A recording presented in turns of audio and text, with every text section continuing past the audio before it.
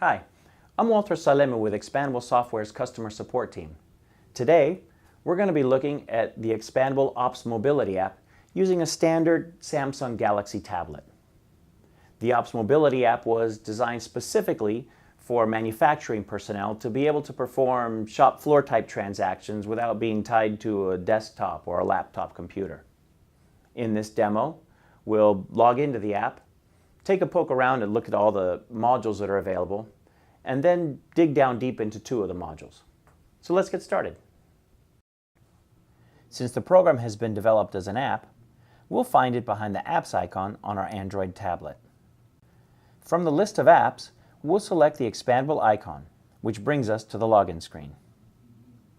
Access to the Ops Mobility app is set up in the Security Rights section of the core Expandable product. Once logged in, we'll see icons for the modules we've been enabled to access. So here we are at the main menu of the Ops Mobility app.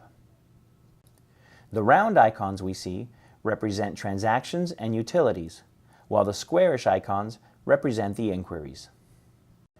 In total, there are 5 inventory and work order transactions, 1 labor charge utility, and 6 inquiries that report real-time data directly from Expandable ERP. At the top left is the Issues and Returns transaction. Adjacent to that is Stores Transfer for moving inventory from one location to another. The WIP Completion app provides the ability to inform the system when a process step has been finished. The Kit Issue program lets us look at a work order kit list and issue items that are waiting to be released into a kit. The Receipts Entry module is what we use at the loading dock to receive parts against a purchase order and move them to their destination. Time Charge Entry is where we sign into a specific work order and a particular process step so that labor charges may be logged correctly. Moving to the bottom half of the screen, we'll find the 6 inquiries where we can investigate the status of inventory in each storeroom, check on work orders in process, view completed inventory transactions, measure the accumulated value of any work in process, view the status of purchase orders, and pull up sales orders, whether they're currently open, are backlogged, or have already shipped. Let's move on and take a look at 2 of the individual modules so we can see how the product behaves. Let's start with the Receipts Entry function. In this scenario, we'll pretend we're at the loading dock receiving a shipment. When receiving a shipment, we'll take the packing slip from the box and either enter or scan in the purchase order relating to that shipment. Once the PO number is entered, the system populates the screen with details about items on the PO, including the vendor ID and vendor name. We see that there are 4 open items on this PO awaiting receipt. Line item 1 indicates that incoming inspection is required.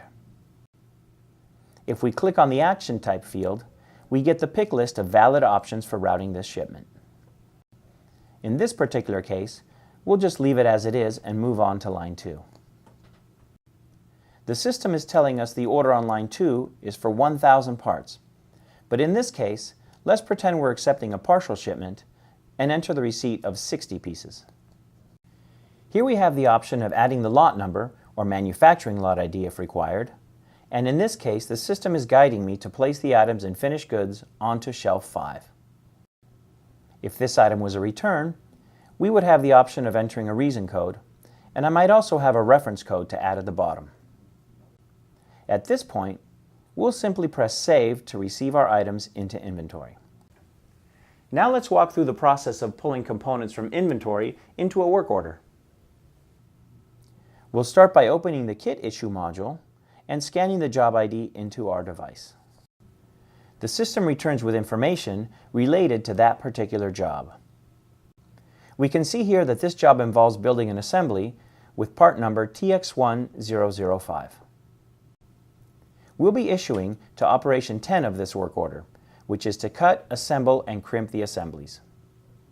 Here there are 5 line items that represent all the parts that go into building the assembly at this operation. The system is telling us to pull the parts for the assembly from the main storeroom. The system is also showing us the quantity of each item to be pulled and that these parts happen to be tracked by lot number. So let's start by tapping the first line to activate it, and then issuing all 80 pieces from the same lot. Once we enter the lot ID, we can click Save to complete the issue. We'll follow the same process to issue each line of the remaining parts. So that's it for this demo. If you'd like to take a look at the other modules or want more information, contact your Expandable representative.